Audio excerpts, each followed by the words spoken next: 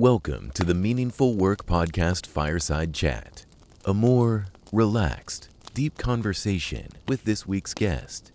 So grab a coffee, a cigar, or whatever gives you the feels, and get ready to laugh and learn. Here's your host, Josh Schneider.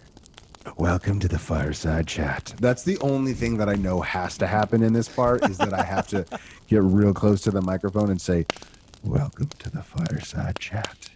I would love for you to talk a little bit more, because I think you said something that is maybe like the apex of, I don't want to say like the apex of my learning. It's like the apex of my experience right now is how a soft or subtle or small change, adjustment. I know some people are having visceral reactions to the word pivot. But in the midst of, in how you said it was like, done with consistency, or done with like, basically like it's implemented into your life, because my whole life I have tried to go as fast as possible, which speed is valuable. But it's like, I told my wife, I think a couple weeks ago, I said, if I followed the end of the rainbow and found a pot of gold, I would look at it and say, sweet. And then I would immediately start trying to go find a bigger pot of gold. And this is the season of life that I'm in. And it hurts, but it's beautiful, because I'm realizing, what could I do with that first pot of gold? What could I accomplish? What could I change? And I'm mixing metaphors, if you will, but I'd love to hear some Kiyosaki. Robert Kiyosaki would say that the whole point of the process would be to employ that gold to help you find the second pot. That so many people work for their money instead of having their money work for them, and it's easier said than done. Because most folks don't tell you how to get started. Most stories, in fact, if you go and look at, and this is my beef for the longest time with a lot of books. One exception, The Automatic Millionaire by David Bach. Incredible book. But most of these books about finance and growth and I just read Sam Zell, who's a world-renowned financial wizard, and his was pretty good. Most of them skip that beginning part. It's kind of like if you're religious and you look at the Bible, like all of a sudden Jesus went from a newborn to 30. It's like, whoa. What happened in between? So many of these financial books, they're like, I got out of college and I made a few decisions, but then I made the one that, changed my life. 5 years after I got out. Well, what happened in the 4 years? Yes. That's what I want to know, because that's where most people find themselves when they're looking for help. Yeah. We were watching the Michael Jordan, The Last Dance, and it was like something, and then it was like, and 3 years later, and I'm like, hold on. It was when Phil Jackson was going to be the coach, and he was coaching in Puerto Rico and then in Albany, New York. And then he got brought in to interview for assistant job with the Bulls. Coach didn't like how he dressed, said no thanks. And they're like, and then 3 years later, I want him to come in for another interview. And you're like, hold on. What kept Phil Jackson engaged for 3 years? When his moment of breakthrough was there, it didn't materialize. That story is what made Phil Jackson who he is today. Yeah. What do you do along the way? What do you do when you're getting ready to launch the company, or you're getting ready to buy the franchise, and then your heater blows?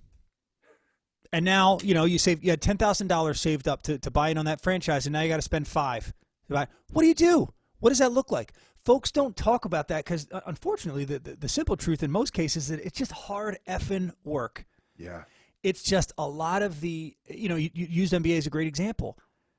NBA players only spend 10% of their professional career in front of an audience. All the other work that they do is unseen. And yet our culture, when I talked about small goals versus big goals, our culture celebrates these overnight success stories. I'm listening to Mark Randolph's book on Netflix, right? It's Mark Randolph, I think. Yeah.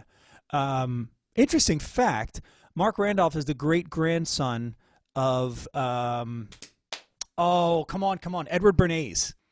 In fact, his middle name B is Bernays Randolph, and Edward Bernays, as you may or may not know, was related to Sigmund Freud. I think he was his second cousin. Edward Bernays is the father of modern public relations.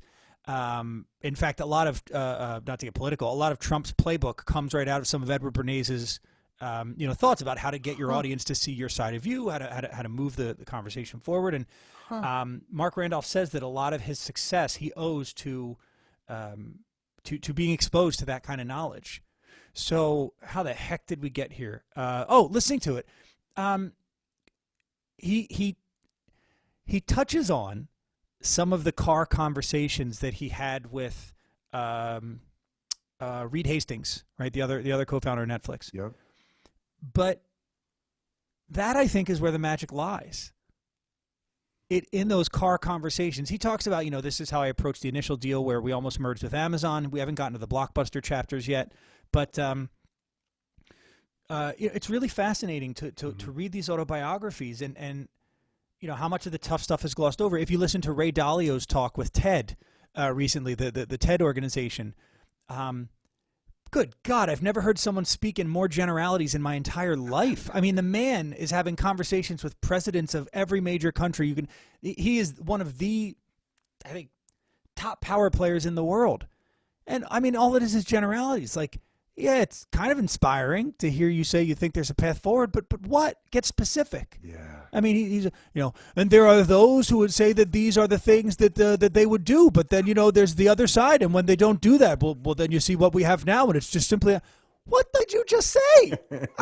Come on, I'm not the smartest guy in the room, but I'm not the dumbest, and I didn't understand you. Right. So I'm sorry for cursing. I know I probably shouldn't do that. It's okay. I'm sure we can do the bleep button. Some TNT dubbing. The bleep button is my favorite. Maybe you've got one that's like I had this. I actually thought today was May 4th, so it's I don't know if you can hear that. Is that loud enough to hear? It is. Yeah, so it's like my little R2D2. Whenever I have something that I don't want to do, this has numbers on it, so it's like a die. It's from a Star Wars Trivial Pursuit game. So if I don't want to make calls anymore, I hit this, and it'll tell me 8, 9, 10, how many calls more I have to make. So it's a little random choice, but it sort of pushes me to do a little more prospecting work. So. Nice. Yeah. So, God, I sort of went down a rabbit hole there. I'm not even sure what we're talking about That's anymore. the point of the Fireside Chat. If we were having a couple of drinks together, we wouldn't care. Yeah. By the way, let's talk about abortion. No, I'm just kidding. And thanks again, Greg, for being on the show. Drinking invariably leads to sex, politics, money, or it's always a challenge. And that was the last time Greg was ever on a podcast. How many podcast episodes do you have? One. I have 101, but I've only published 100.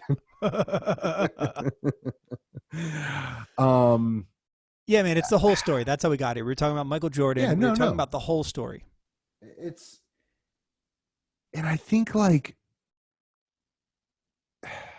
it's those decisions. They're not sexy.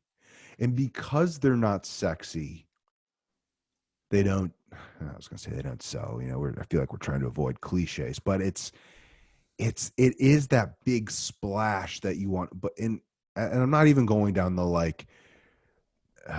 dude, 20, here's why it is. 20 years here's why to it is. overnight success, but let's go back to Edward Bernays.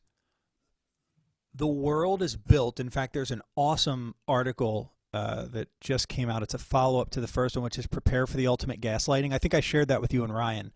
Which, by the way, is Ryan in your intro? I thought I heard an Aussie voice there. So I just used his to give. I just usually use whatever the last one is. So he's not on the intro, but that's how I like podcasts when you can hear the guest right away. We try and come up with the best thing you've said right off the get. Then it's got the welcome to the Meaningful Work podcast, and then it's me. Yeah, that's cool. We're into the interview. It definitely takes a little bit more time and money to find the right fit, of what you said and then match. Dear God, I can't tell you how Leah, who will be listening to this, thank you for finding, because you got to loop the music for the intro. And I'm sure, for somebody who's in audio, it's not a big deal, but when you're trying to kind of figure it out a little bit, because it's like your intro might be 9 seconds and his might be 13 seconds. Whew. Anyways, and then it was like I found this one song and the highs were too high. Anyways, you sent an article. So I sent this article to you about the ultimate gaslighting, and here's why those books don't sell. Here's why they don't write. Because you and I are conditioned by advertising that there's a quick fix for anything.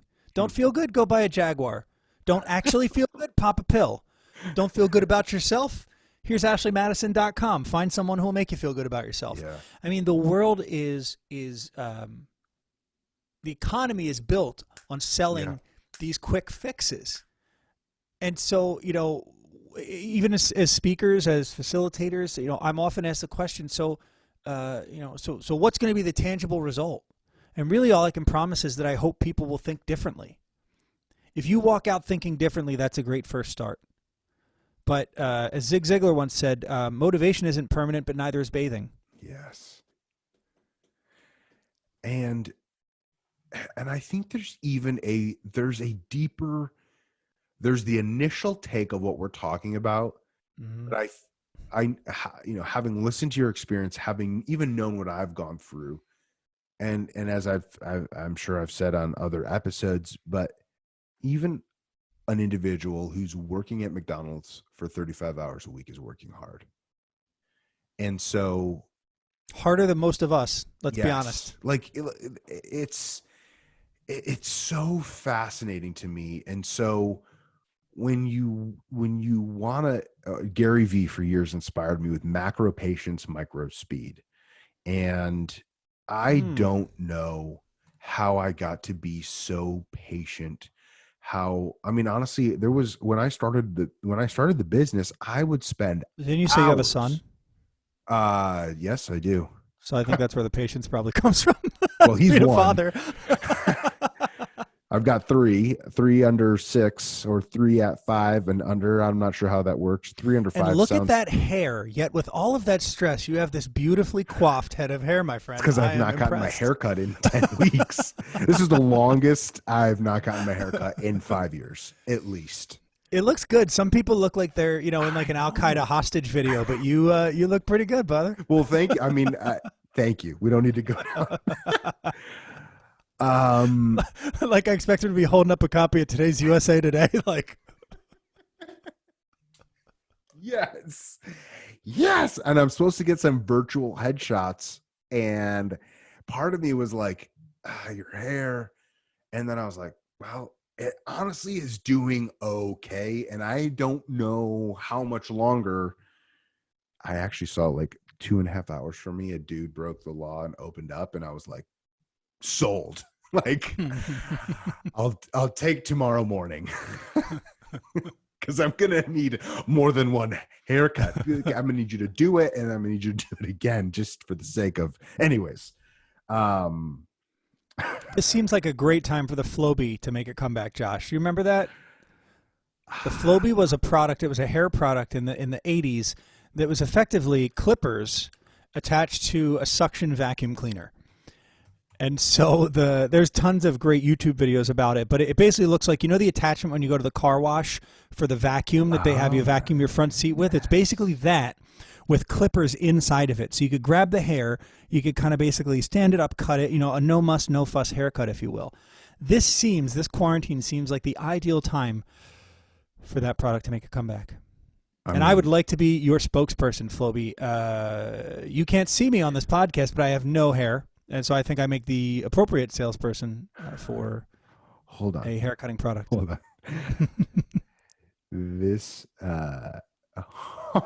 So Flowbee has dropped their 30-day money-back guarantee at this time because of COVID-19.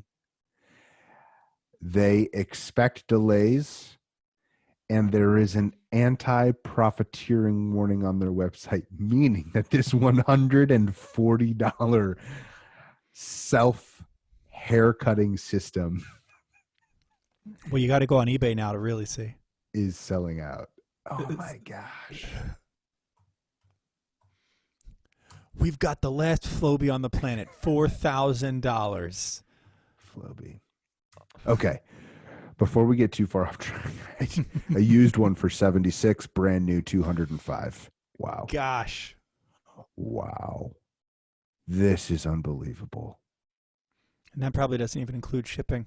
I got to order one just because I got it. Josh, that's a whole week's worth of content right there is videos while you're flowbeing. Is that a verb, do you think, flowbeing? Whoever books the next virtual keynote I will cut my hair with a Flowbee for your conference attendee invite video. Okay. Final 5 minutes. Okay. What I mean, dueling piano. I want to know more. I don't have a specific question. I want to know more. So I was in wedding bands and a karaoke DJ throughout college and didn't really know what to do with myself. My musical studies was centered around percussion, actually. So I played piano as a young child, and then about the 6th grade was tired of being teased by kids on the bus carrying a keyboard to and from school every 2 days for lessons. And I said to my parents, I really want to play the trumpet. Well, they didn't want to pay for an instrument rental, so they said, "Tough. You're not playing. You're not playing the trumpet." They'd, in fact, I think at like 3rd grade, maybe they'd purchased a piano for the house, which is not a small investment. We're not a rich family, and my mom was kind of like, "You're stuck, man. Unless you can find something inexpensive, we're not paying for the rental." So I went to the band director, and I said, "What do you have that's cheap?" And she looked at me and she said, I can loan you a pair of drumsticks until you can afford to buy your own. And that's how I started playing the drums.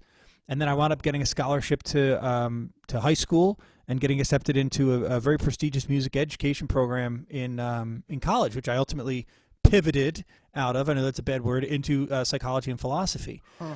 But fast forward to a year or so outside after graduation, I got a call from my friend, the same friend who we lived in the home with the power cord snaking through, plugging in all the appliances. Who also learned resilience in their life. And she said, my friend's dad is opening a piano bar in Philly, and I thought you might like to check it out. And at this point, I didn't know of any piano bars. I'd never been to one, I don't think. So I said, yeah. Actually, that's a lie. I had played at the bar at Times Square. So, all right, yeah, so a little back up, so I just clarify that. So when I got back into college, I realized that chicks really dig dudes who play the piano and sing, so I started doing that a lot more and playing the drums a lot less. And it worked, so I stuck with it, and I started to make a kind of a thing of playing pop songs. And so, got out of college, my friend calls, we go to the piano bar. After a couple cocktails, the dad invites me up to play and offers me a job after I got done. Really? Yep, so I started there doing Wednesday happy hours. It was a solo piano bar.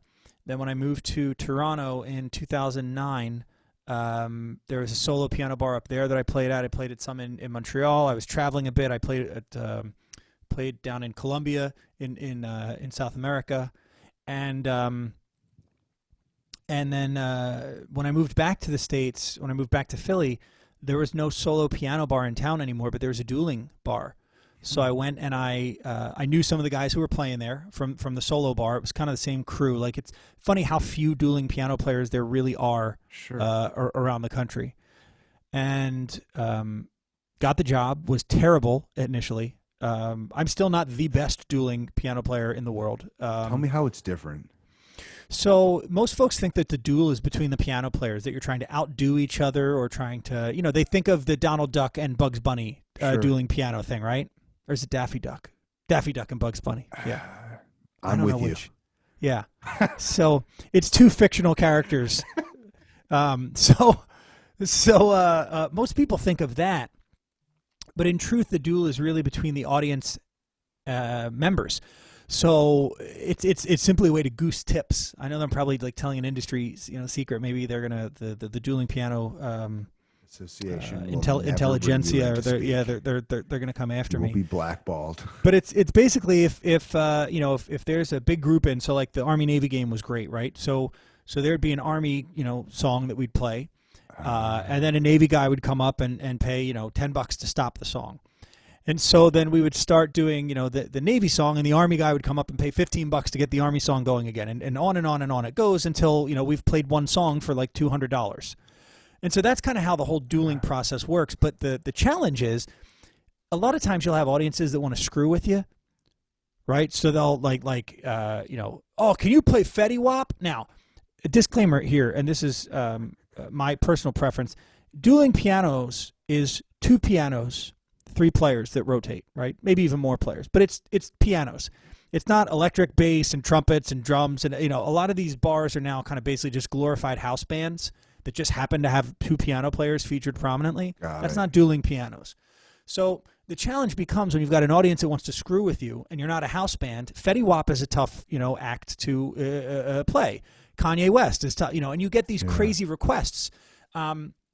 So the real skill in being a dueling pianist is understanding and being able to handle those requests in unique ways, using the piano as a percussive instrument. I mean, it is a percussive instrument, but banging on it to make drum sounds versus piano sounds. The accoutrement, the flair of the show, getting people up and involved and engaged. And so in many ways that contributes to me being a killer act to hire for an organization, because my whole background is engaging audiences. It's not just a what do you call that? A sage on the stage. It's actually someone that gets the crowd involved in the performance itself. So what else can I tell you? What other secrets can I reveal? Do you want me to tell you how all the magic tricks are done? I don't know, but if I could, I've never experienced it. So I think that's partially, but what you said was like, it's about the 2 of you playing on the audience, because that's where the money comes.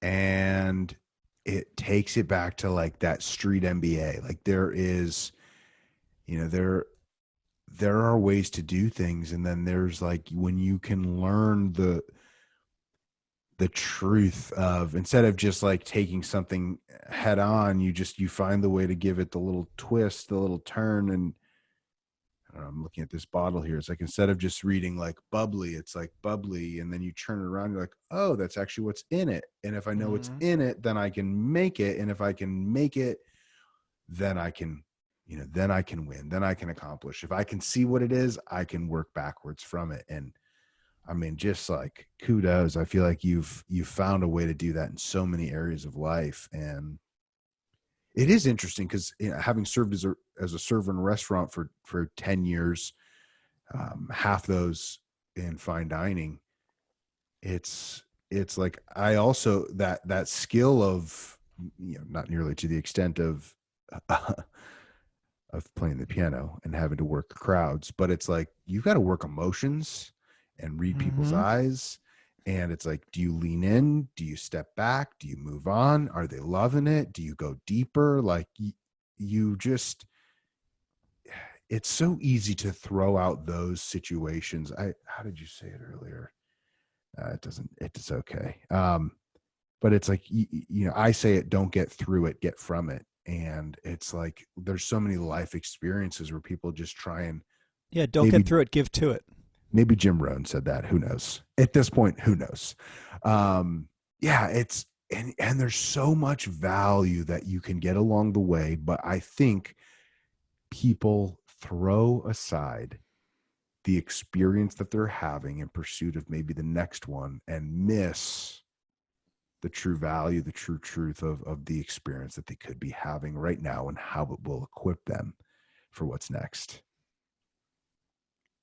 Yeah, I had a really cool experience with a group that I was a part of where we did a mindful eating exercise. And so the way it worked was this. We took 5 food items. One of them was an avocado. One of them was an olive, like a black Kalamata olive. Maybe I think one was a piece of cheese. One might have been like a piece of steak, something else. And each person got 2 of each item on their plate. And so what they had to do was this. The first one, I forget which order we did it in. I think the first one, so they were blindfolded the whole time. Okay. All right, so this is how it worked, yeah. So the first one, they were blindfolded. And they had to pick up the item and hold it in their hand for 5 seconds and notice it. Then they were allowed to play, and you could smell it. You could, you do anything but taste it. Then they had to put it in their mouth, and before they could start chewing, they had to hold it on their tongue for 5 seconds. And then they had to chew at least 5 chews before they could swallow it. And then before we moved on to the next step, they took a couple of seconds and they, collected their thoughts. And so then they were told to remove their blindfold and write down some of their thoughts, and then you could see what the piece of food was. Did you know what piece of food it was when you picked it up? Could you tell? What did it taste like? What did it feel like? What was it like on your tongue before you started chewing? Did it make you salivate more or less? Did it feel uncomfortable on your tongue? What did it feel like chewing it? Was 5 times too many? Was it? And what was interesting was that we did this, again, with small bite-sized pieces of food. Josh, at the end of that experience, I said, now guys, we can order pizza, we can order Chinese before we carry on with the rest of this, meeting. Most people said, I'm surprisingly good. Like, I don't really feel the need to eat. And the reason that I bring up that story is because just think about comfort eating, the way that we move through meals. Most of the time we're done our plate before we even notice what the hell it was we just tasted. That experience extrapolates into all other areas of our life. Sex, nights out with friends, a drink at the bar. Some people throw it down before they even tasted it. I was one of those people in college. We are moving too fast through life, and I don't believe we are giving enough to life. That's good. Because of that. Wow. And it just misses, you miss these. You're a father. You must know somewhat of what I'm talking about, wanting to slow those experiences down with your kids. I was 14 when my sister was born, and it was one of the greatest blessings I never knew would have existed, because with my sister, I was able to learn the lesson that so many have to learn with their kids. That time flies so fast. And so with my kids, I'm able to do a much better job of staying a little bit more grounded or focused, and build and just enjoy the relationship along the way, and not crave the next step so badly. Oh, this is good. I don't want it to end, but today it must. Greg, again, thank you so very much. What's the best way for people to reach out and connect with you? Yeah, man, thanks for asking that. So I'm on 2 platforms more than others. I am on YouTube and I am on LinkedIn. And if you simply search Gregory Offner, you will stumble upon me on both platforms. Well, we will link it up. My friend, such a pleasure to have this conversation with you, to go deeper and discover some real truths. Thank you again so much for coming on. It has been a pleasure. Thanks, Josh.